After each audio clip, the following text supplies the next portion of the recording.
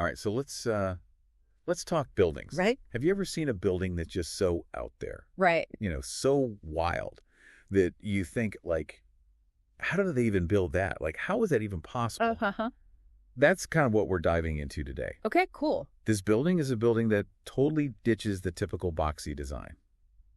Interesting. Yeah. And the image we have here, Okay. it's pretty wild. Yeah. Like, you look at it and it's modern, but the whole facade is just wavy like ripples on a pond.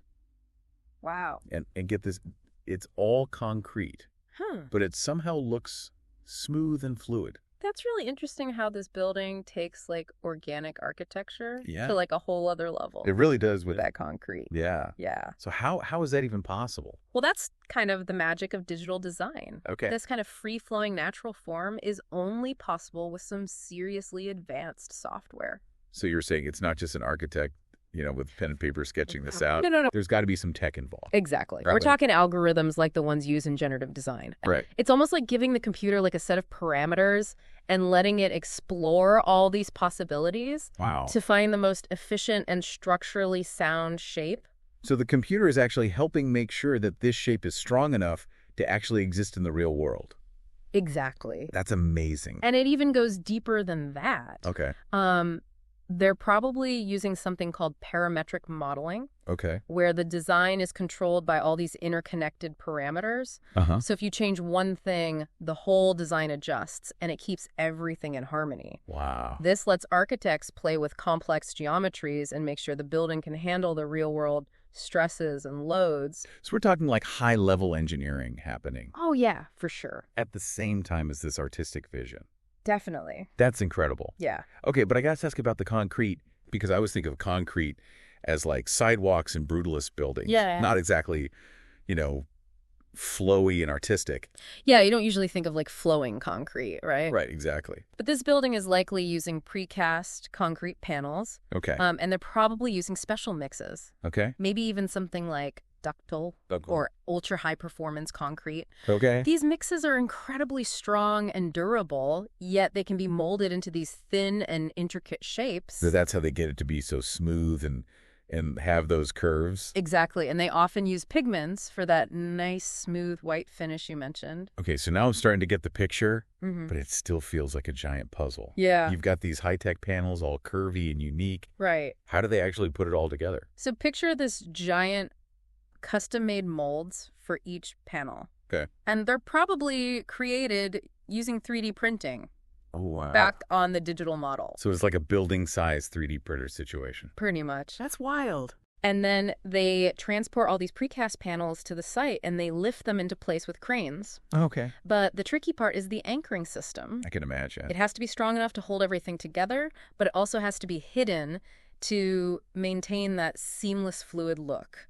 So there's a lot of thought that has to go into even just like how to connect these pieces together. Absolutely. Wow. Okay. So this is already blowing my mind. Yeah. And we haven't even gotten into like the actual critique of the design. Right. I'm really curious to hear about that, especially the source mentions the strengths and areas for improvement, like how it's biophilic, but also maybe too attention grabbing. It's all about balance, right? Yeah. That's where we'll pick up next. Okay. Awesome. I'm excited to hear more about that. Yeah, it really is a delicate balance, isn't it? Yeah. You want a building to be memorable, Right. but you don't want it to be at the expense of everything else around it. Right. You're totally right. So this building, with its biophilic design, with the wave-like facade and the organic forms, Yeah. it definitely draws the eye. For sure. But the question is, does it enhance the existing cityscape, or does it kind of disrupt it? Yeah, that's a really good point. You don't want it to just be like a sculpture, just standing there on its own. Exactly. It has to work within the context of what's already there. Yeah, exactly. It's like I'm just picturing like a super modern building like plopped right down in the middle of like a historic district. Right. That would just clash. Exactly. And that kind of leads into another area for improvement. Okay. The facade's functionality. I mean, it's undeniably beautiful, but does it serve a practical purpose beyond just the aesthetics? I guess I never really thought about a building's facade needing to do anything Right. besides like, look good. Yeah. What else could it be doing? Well, imagine if those curves were integrated with solar panels Oh, okay. to like generate energy Uh-huh. or designed to channel wind for natural ventilation. Maybe even provide shade to reduce heat gain. Oh, that's such a good idea. Right. Like, it seems like a missed opportunity there Sometimes it can be. to create something that's beautiful but also functional. Yeah. Yeah, sustainable. It's this tension that we see sometimes Oh. in like avant-garde architecture Yeah. where they're pursuing this innovative form. Yeah, And sometimes it overshadows the integration of those practical functions. that makes sense. But ideally, you want those two things to work together Right. Yeah. seamlessly. Absolutely. Ew. Okay, so I'm seeing the potential downsides here. Yeah. And the source also mentioned something about maintenance, Mm-hmm. like keeping those complex shapes clean could be a nightmare. It's an important thing to consider. I have to admit, like, I never really think about that Yeah. when I'm looking at a building. Well, architects do need to think about that long-term feasibility. Right. You know, those intricate curves and those deep recesses might look really stunning, Yeah, they do. but they also collect dirt and grime. Oh, I didn't even think about that. And just imagine, like, the cost and effort of cleaning those hard-to-reach areas. Right. Yeah, suddenly that futuristic facade isn't looking so glamorous. Yeah. And you have to wonder, are those costs really worth it? It's a valid question. Just for that visual impact. Yeah, because sustainability isn't just about environmental impact. Okay. It's also about economic viability. That's a good point. You know, a building that's a constant drain on resources really isn't that sustainable in the long run. You're right. You're right. Okay, so we've talked about, context and functionality and maintenance, Yeah. all important. Uh-huh. But there's another point that the source highlights, Okay. human scale. Right. And I feel like this is huge when it comes to buildings. Yeah. Like, what good is a stunning structure if it makes people feel small and insignificant? Yeah, you're hitting on a really crucial element of good design, Okay. and that's the human experience. Okay. So a building can be visually impressive, but if it doesn't connect with people at street level, Yeah. it can just feel cold and uninviting. Right. So it's about finding that sweet spot Okay. between having that grandeur, but also creating a space where people feel comfortable and engaged. I see what you're saying, yeah. Yeah. So how do you strike that balance? Well, Like, I'm imagining this building as this sleek, imposing structure just towering over everything else. right. It might be visually striking, but doesn't make you want to hang out in its shadow.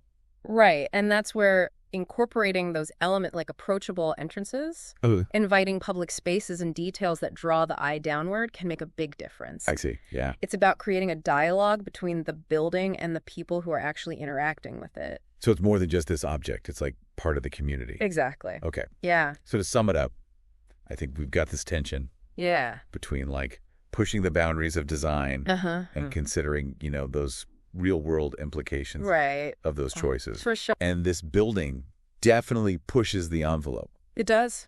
but it also raises a lot of questions. It does. Like, is it more about form than function? Right. Does it sacrifice user experience for the sake of visual impact? Those are the million-dollar questions. You really are? And that's what makes this building so fascinating to analyze. Yeah. It sparks debate, Uh-huh. and it really encourages us to think critically about what we value in architecture. And that brings us to, I guess, the big question. Yeah. Is this building a masterpiece or a missed opportunity? Right. Where do you land on that spectrum? That is the million-dollar question, isn't it? It is. It's tough because, like, on one hand, I'm just captivated by this building, it's like something out of a sci-fi movie. Right. But then on the other hand, you've brought up some really valid points about its practicality and how it fits in. Right. And that's the beauty of architecture. Yep. It's not just about aesthetics. All right. It's about sparking those conversations. Oh. Challenging us to think about how we interact with these built environments Right. and how those interactions shape our lives. So I'm hearing you say, like, there's not really a right or wrong answer here. Exactly. This building is a catalyst Okay. for exploring that bigger picture. Okay. So it pushes the boundaries of what's possible with concrete and digital design, Mm-hmm. but it also makes us consider, what's responsible and sustainable. Like, we can't just chase the wow factor Right. without thinking about the consequences, Exactly. both practical and, experiential. Precisely. And I think this deep dive is not just about admiring a cool building. Yeah. It's about understanding those deeper implications Okay. of those design choices. Okay. As technology evolves, we have this incredible power to create almost anything we can imagine. Right. But with that power comes responsibility. So where do we go from here? Right. If you were designing a building that blends art and nature, Okay. where would you draw the line between stunning visuals and functionality? For me, it always comes back to the human experience. Okay. Yes, a building can be this bold statement, a Right. work of art, Yeah. but it needs to serve a purpose. Right. And it should enhance the lives of the people who interact with it, Okay. not overshadow them. So finding that sweet spot Yes. between innovation and sustainability, Exactly. where beauty and function are kind of one. Seamlessly intertwined. I love that. Yeah. Like a building that's both breathtaking and thoughtful, Right. that's pushing the boundaries but keeping people at the heart of it all. Absolutely. That's an inspiring vision for the future of architecture. I think that's what I hope our listeners will take away from this deep dive as well. It's not Right. just about appreciating the what, Okay. but also questioning the why and the how. Uh-huh. How can we design buildings that are not only visually stunning, but also contribute to a better world? That's a powerful thought to end on. It is. Thanks for taking this deep dive with me. Of course, it's been a pleasure. It's definitely given me a whole new perspective on the buildings around us. Wonderful. And to everyone listening out there, we want to hear from you. Yes. What would your ideal blend of art and nature look like in a building? Let us know. Share your thoughts. Let's keep this conversation going.